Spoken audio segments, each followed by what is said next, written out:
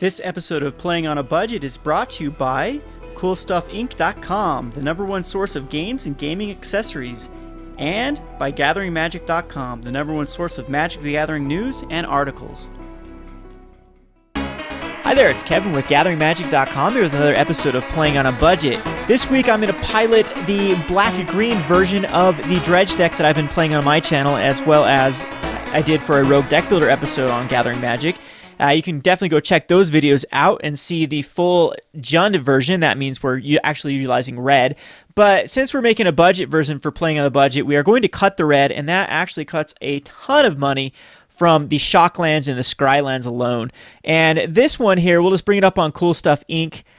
Here we have a total of $86.85 from all the rares. So like Jarad, $1.25, Lotleth Troll, $1.75, Nighthowler is $1 rare, and then really the only pricey cards in this is Overgrown Tomb, which is a 4 of, and 2 Scavenging Oozes. The rest is very, very affordable, so we're underneath that budget of $100. Keep in mind, again, we've had a lot of comments lately on the channel about these aren't budget decks, but you got to understand the definition of budget. Budget is you set aside a specific amount, and that is your quote-unquote budget. Our budget for Playing on a Budget is $100 for Standard and $200 for Modern.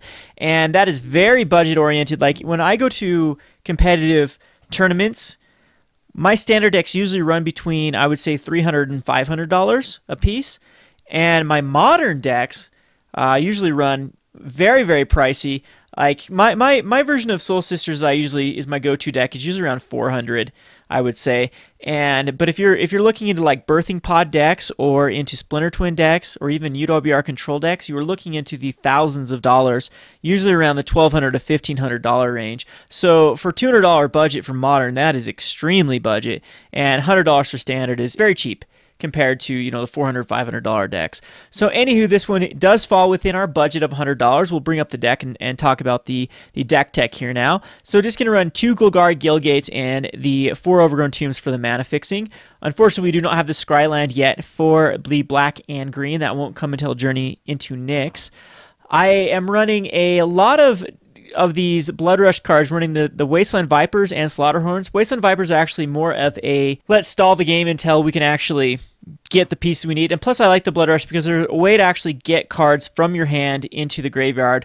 Lotleth Troll is the other way to do that, but if you actually have these in your hand, they do get value by discarding them. And it's actually, Wasteland Viper has pretty good synergy with Lotleth Troll, as Lotleth Troll has Trample, as you can give your dude Death Touch and Trample. And that way you only have to do 1 damage to the blocking creature and get in there for the win. So again, we're hoping that actually comes into play with this kind of combo here. We'll have to see some of the games actually utilize it. Slaughterhorn is kind of our replacement for Gore-Clan Rampager. Unfortunately, this does not give it trample, but +3/+2 is pretty good for just a green. So it's a giant growth basically, and then also works with the Nighthowler and the Jarad, and also the Nemesis of Mortals. So of course this deck is trying to get creatures in the graveyard as fast as possible. We're running 31 creatures in here and a full package of Dredge. So we're running the 4 Commune with the Gods, 4 Grisly Salvage, and 4 Satyr Wayfinder. So we're really wanting to find as many creatures in the graveyard as possible. Now, Lotleth Troll is the all-star in this deck because he can, again, discard creature cards from your hand into the graveyard to put a +1 counter. He regenerates and he has Trample. So all of those are really, really pertinent in the format right now. And then we also have Nighthowler would be the other all-star, and these two hook up all the time for kills. A cool thing about this deck is you have some really nifty little tricks here. One is Jarad, Golgari Lich Lord. If you have excess swamps and forests, you actually can sacrifice a swamp and forest to bring it back to your hand.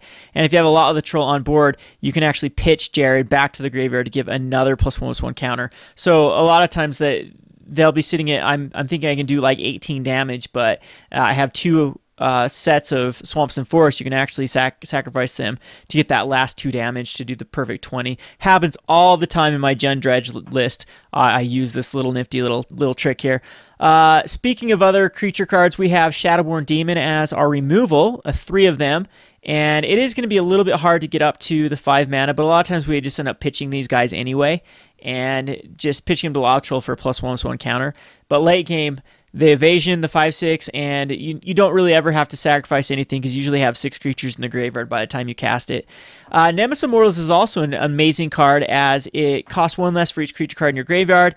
we get this guy out on turn 3 very consistently, as turn 2 you Grisly Salvage or Commune with the Gods, find 4 creatures in the graveyard, and then can cast it the next turn for 2 mana, and even actually have up a spare mana if that's relevant. It usually isn't, but you end up casting this guy quite easily on turns 3 and 4 for 2 mana.